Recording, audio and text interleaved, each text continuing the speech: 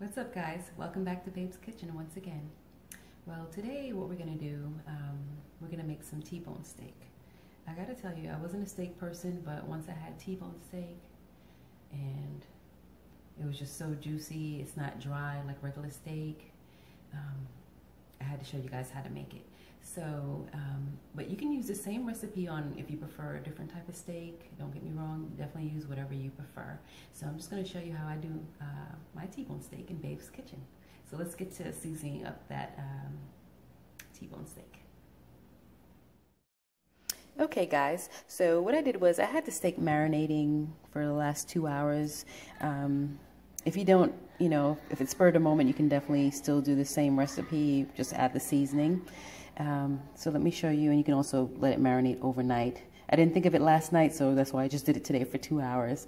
But what I did first was I washed it with the apple cider vinegar, and I added some water. I let it soak in it for about 7 minutes, and rinse off all the impurities and everything.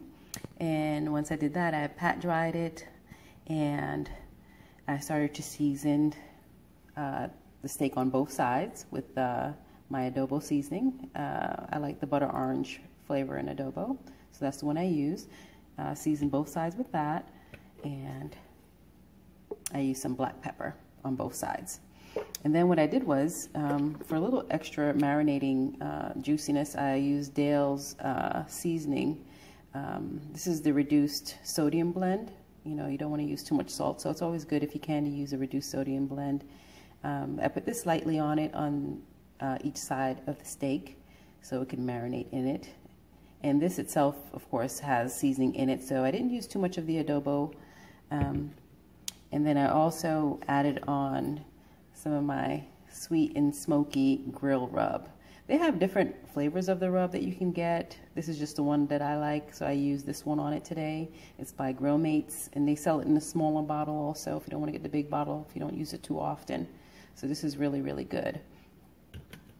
All right, so, and right now I do have the oven preheated on 450 degrees. And what we're gonna do first with this beautiful steak here, we're going to sear it first on the stove top. And that's just giving it like a nice brown color. It makes it look so nice. So let's get to searing that. Flip over the steak to do another 2 or 3 minutes on this side of it. You see how it's nice and browned and seared? It's delicious. And then after it does this on this side, we're gonna add it to a pan. We're gonna put some margarine all over the pan, and we're gonna add it to the pan. And then what I'm also going to do is pour the extra juices in the pan that I have from my seasoning pot where I had the meat marinating in. I like to have it extra juicy. So now what I'm going to do is just simply add the steak to the oven. And if I didn't say it before, the oven is preheated on 450.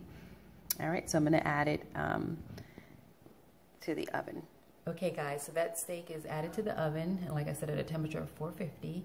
So now if you like your steak rare, you want to leave it in for about 10 minutes.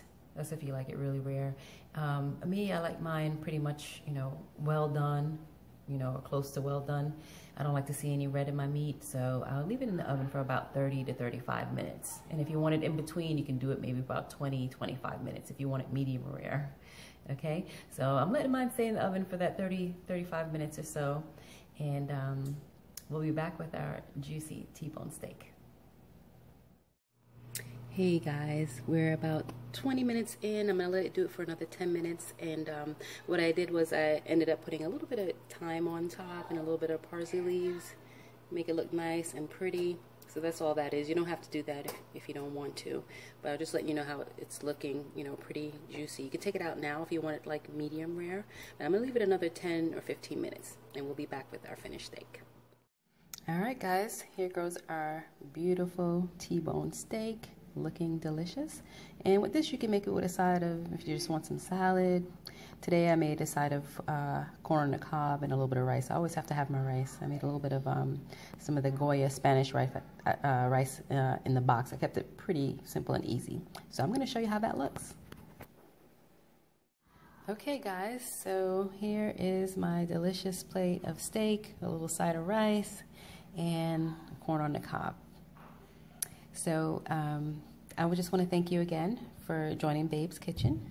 And don't forget to hit the subscribe button and a thumbs up for a like.